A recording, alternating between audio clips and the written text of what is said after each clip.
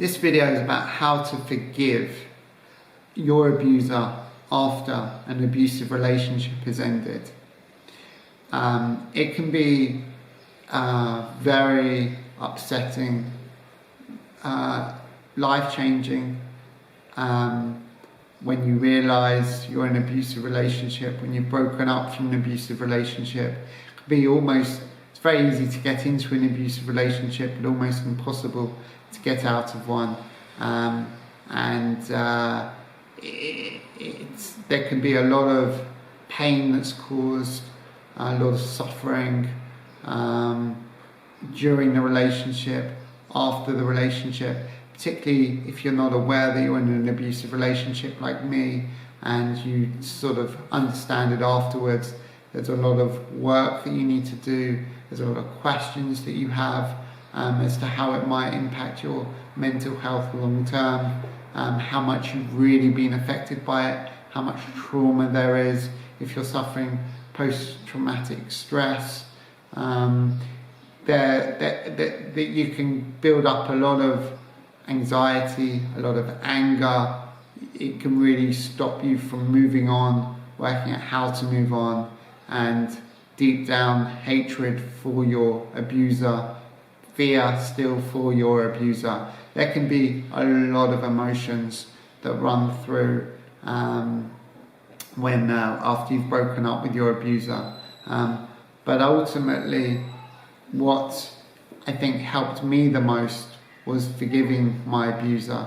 And I think this is one of the things that I looked at very early on after the breakup. And every person coming out of an abusive relationship will have a different journey and a different feeling towards their abuser and a different experience from their abuser, whether it's physical, psychological, emotional.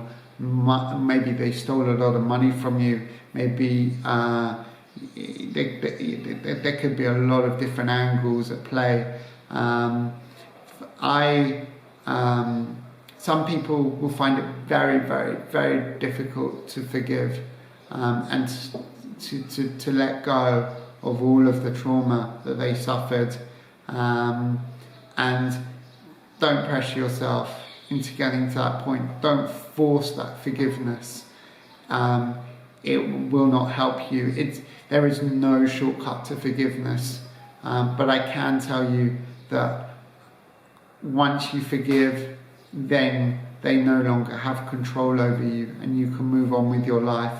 I still think that while I'm continuing to process it, there is, I don't know if it's control, but I'm certainly still there and haven't moved on maybe as entirely as I want to. Maybe I never will, or maybe it'll transition into something else. But forgiveness is allowing me to be at peace with it, and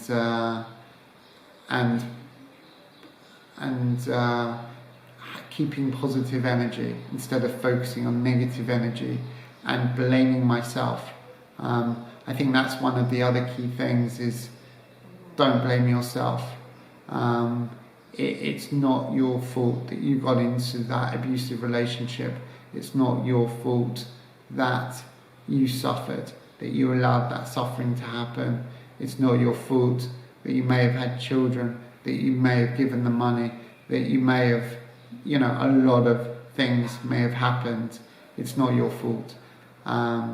Abusive relationships, they are literally professionals. They know what they're doing, and it's almost impossible to get out of it. They are so skilled at it. There's no way you can blame yourself, and there's no way you can blame yourself for getting into it either. They do not show themselves. They are very, very stealth, and they wait until you're in the relationship properly, and then they slowly, bit by bit, start to reveal yourself. And they're very careful to make sure that you're still with them as they move on. Even throughout my relationship, I remember saying so many times, if this doesn't improve, I'm out. Or I'm almost out, or even telling her directly, look, this is too much for me. This argument, this way you're behaving, it's too much. If we continue like this again, I'm finished, I'm over. And the good times would always return, because you're telling them where the line is and they're able to navigate it and bit by bit move it along, move that line along continually, so that they can increase that level of abuse, so that they feel more comfortable and you obviously feel more trapped. So the 10 signs of forgiveness that will help you to move on to forgive, these are what they are. So number 1 is be happy that you are out. This was something that was, actually it's quite easy for a lot of people, because as soon as they're out, they realise that they can get their lives back. They realise how much relief there is. That's the first thing I felt after my abuser broke up with me, was the relief. I was like, wow, I feel so good. And then that feeling continued for months. I just was so happy. So happy that I could see my friends. So happy that I could wake up when I wanted to. That I could go to sleep when I wanted to. That I could do what I wanted to. I didn't have those arguments anymore. I was just so happy, and so be happy that you're out. Number 2 is accepting you can't change the past, and you are not to blame for the past. It's really important. The past happened. You cannot control what has already happened. You cannot change what's already happened. It has happened. And that's it. You can understand what happened, but and maybe you might even try and understand, how it happened, but you don't need to. You don't necessarily. You shouldn't blame yourself for it happening. You should just accept that it happened. This happened, and now I'm moving on with it. Now I'm focusing on how I'm dealing with it. Now I'm focusing on the positive sides. I'm leaving the negative sides alone. I'm moving on. I'm trying to deal with it. I accept that this happened. I accept I was like this. I accept this was, what happened. These were all the things that happened. And I'm not to blame for that. So I really accept the situation, and don't blame yourself. Number 3, be grateful for what you got out with. Be grateful for what you got out with. It could always have been worse. For me, mine was psychologically an abusive relationship, psychologically and emotionally abusive. I didn't suffer physical abuse. I think the signs of it were there. I remember she digging her nails into my hands at some points, just enough before it started bleeding or leaving, marks. I remember she would push me a few times. When we broke up, she punched me in the arm. But fundamentally, I didn't suffer physical abuse. Also, she wasn't pregnant, we didn't have kids, I didn't get married. I gave her some money, which I shouldn't have. But again, it happened, I accept it.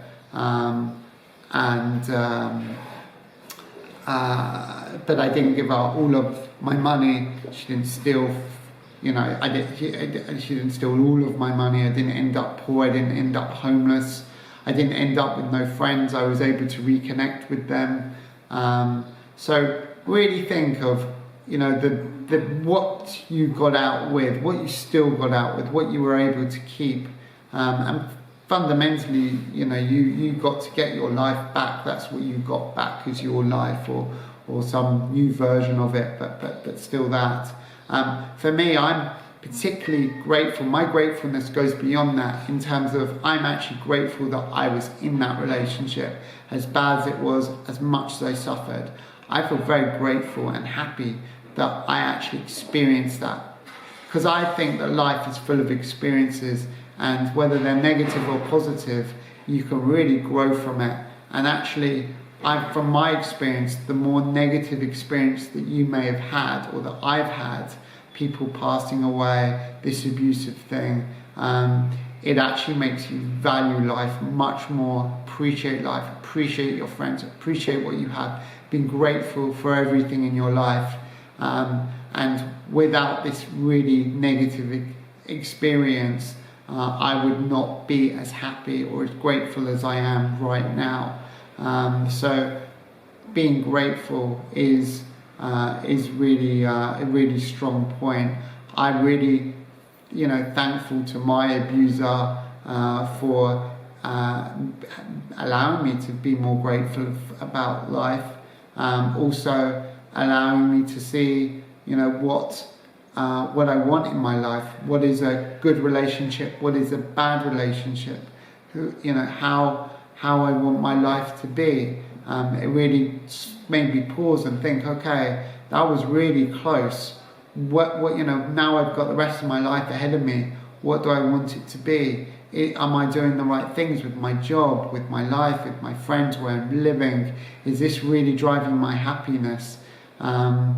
And that sort of pause and reflection, I would never have done if my life would just continue on day by day with nothing changing. And that takes a real event, big event, to really make you reconsider and reevaluate your life. And I'm grateful to have that to help me understand what I really want in my life. And I don't think you can really fully get that unless you've been through something traumatic. So I am grateful to as bad as it was, and as much as I didn't want to be in that relationship or have an abusive partner, and it's by no means a shout for everyone to go and go experience some trauma. But all I'm saying is you can come out of it so much stronger, so much happier because of it, if you were unlucky enough to experience it. As bad as it was, the positive side is as positive. Trust me, it really is. It's there. Just be grateful. Just look for it. Try and see the positives.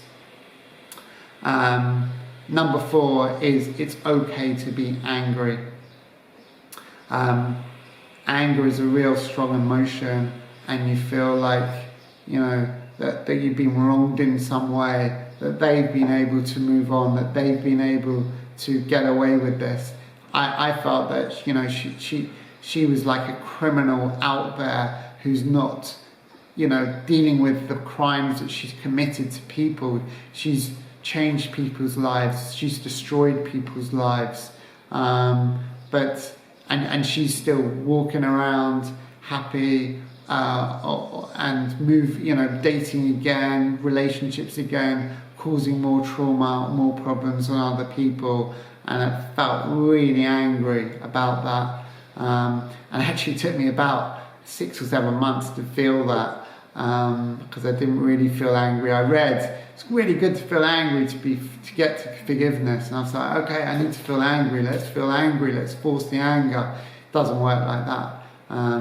You just have to process, be on your path, and if you feel angry, you feel angry. If you don't, you don't.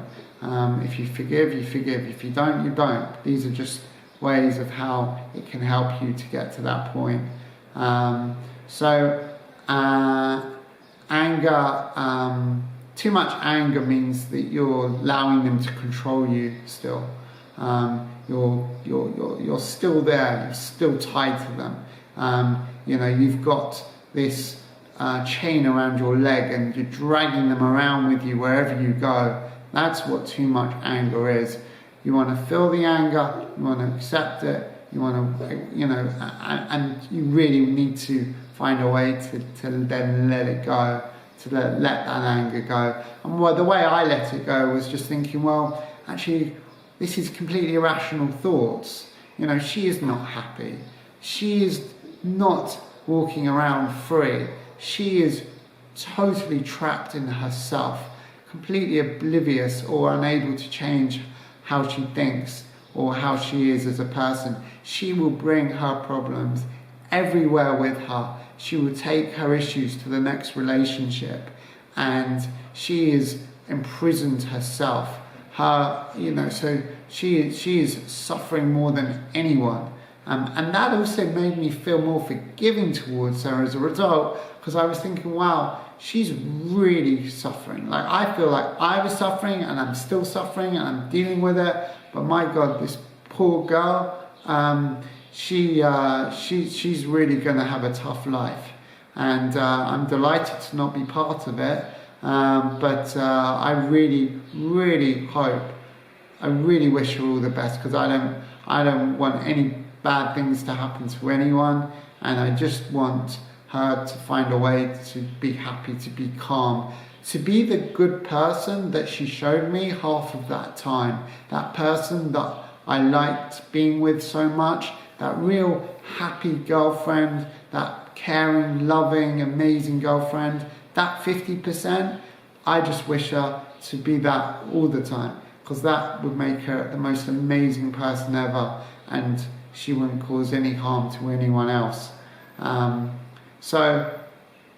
Okay to be angry, but really think about the rational side of why you're angry, and be aware if you're dragging that anger around, dragging them around with you for a long period of time, because it's not healthy. Number 5, it's not about them. It's not about them, it's about you now. Where you go from here after an abusive relationship is not focusing on them. It's focusing on you. You are the center of where you need to go. It's your life. Don't live in the past. Process the past. Spend time to do that. But don't try and understand them. Don't blame them. Don't try not to be angry at them. Try not to be whatever at them. The focus is on you. What can you do to help yourself? What can you do to improve your life? What can you do to get over it? It's all about you, not about them. Number 6, and I've spoken a bit about this before, there is no one to blame. There is no one to blame. You can't blame them, you can't blame yourself. It might sound weird that you can't blame them, but blaming them is basically not taking control, not taking responsibility for yourself. It's not about blame. It's not about, how did I get myself into this? How did they get me into this? How did I allow it to happen? How did they make it happen? It's all about it's not about blame, it's about I've lost my train of thought. It's about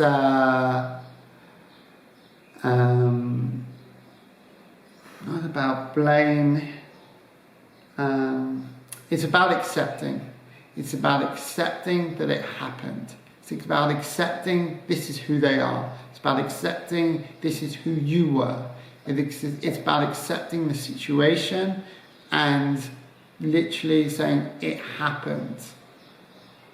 I can understand or look to see why it happened and prevent myself from it happening again. And I can go to therapy and I can do this and I can do that. I'm not going to ask why I allowed myself to get into it or why I allowed them to treat me like this. I'm not going to dwell on that too much. You can ask the questions, fine. You can try and find the solutions, fine. But you're not going to dwell on it. It's not about, okay, I did this, wow, I'm so stupid. I blame myself, I blame them. It's not about blame. Just understand, accept, move on. What happened, happened. You can't change the past. You are responsible for your future. And that's it. Don't bring emotion into it. Number 7, look to the future. Don't look to the past. It's important to process the past, but really to fully forgive or to get to that point of forgiveness, you're just looking now at the future. You understand where you've come from. You understand why you come from it. You've accepted it. You don't blame them, you don't blame yourself. Now you're just looking to the future and you're excited about the possibilities of the future. You're looking at how to improve your life for the future, and you're trying to make yourself be more positive. You're focusing on the healing, so that real future focus is really, really powerful for allowing you to forgive. Wishing them well. A lot of, like I said, a lot of people watching this may feel such intense hatred, such strong feelings, some strong emotions towards their abuser, and they may. This is, not. These are just some of the ways that you can find ways to forgive. And this is what worked for me. If it doesn't work for you, it's okay. Don't force it. It's not a problem that you can't get to these stages. I also couldn't get to a lot of these stages. It took a lot of time. But ultimately, if you get to a point where you're able to wish them well, then you get such peace in yourself. You can let go of everything. Really let go of everything. And for me, it was all about being grateful for the experience, being grateful for what I came out with, being grateful for how much happier I became, and ultimately understanding that they were suffering much more than I will ever suffer, that they are trapped in themselves and I've escaped. Not wishing them, to have worse than me, but just understanding that they were a great person for me. She was an amazing person when she was amazing and nice and happy and caring and loving, etc. And I really, really just wish that she is able to find herself and able to become that person fully, because I just, for her to have that experience and that life, no one deserves the tough life. No one deserves hardships, and if you're inflicting it on yourself, then that's the worst torture of all. So I really, really wish her well and hope she can find her way out of it, for herself more than anything. Number 9 is focus on you. Be grateful for the relationship you have, what you learned, and what you want for yourself. It might sound a little bit repetitive from what was said before, but focus on you, focus on your life, where you want to go, what you want to be, what you want to do. It's all about you. So if you're focusing back on you, you're controlling your life, your destiny. You're no longer affected by that abuser anymore. It will take time. It will take a lot of time to let go. For me, the fear of her is still strong, and I still find myself interested to see what she does, who she's with, how it's going. I'm just curious, and then I find out something, and then I'm like down for like quite a few days, or I'm affected, or I want to tell everyone and I can't let go. I've managed, when I've asked and I got a reply, I'm there again. She's controlling me again. Try to resist that urge and focus instead on you. Don't focus on them and their lives and what they're doing and who they're with and how they're, whatever else with themselves. Really just you. Just try and cut everything and just be about you. And number 10, ultimately, time is a great healer. Time will heal most wounds. They will soften those wounds. Those scars will cover themselves. They will still be there. You will still be fully aware of it, very sensitive to it. Although that sensitivity will pass in time. It will transition how you feel, how you process the information, what happened. But time will allow you to move on. Time will enable you to forgive. Time will enable you to see what is a healthy way to move on with your life, whether it's through psychological help, reading books, or just understanding how you feel and what you're doing, and is it really the way you want to live your life or not, and trying to make that change. You will get there. Just don't give up. Just be inquisitive. Seek out help. Seek out knowledge. And time will help you process that. Work on yourself. Work on improving your mental state, your positive state, getting your life back on track, seeking that help where you need it. So those are the 10 things that I found were most helpful for me to forgive my abuser. Like I say, there are still elements that are keeping me tied to the abuser. I do need to continue to stop thinking about what she's doing in her life, or asking those questions. Or I would love to get to a point where I'm no longer talking about her and instead talking about abuse, which I think is important to bring to people's attention, to stop other people suffering the same. I think abuse in men is very untalked about, particularly emotional and psychological abuse. Being able to forgive is being able to let go, it's being able to be calm, to be centered, to be positive, to move on and to cut that chain. Again, if you aren't able to forgive, if you aren't able to move through a lot of those steps, don't worry, don't blame yourself, accept where you are, seek out knowledge, seek out professional help, and be kind to yourself, take things slowly, continue to do what makes you happy, and slowly you'll be able to get there. Thank you.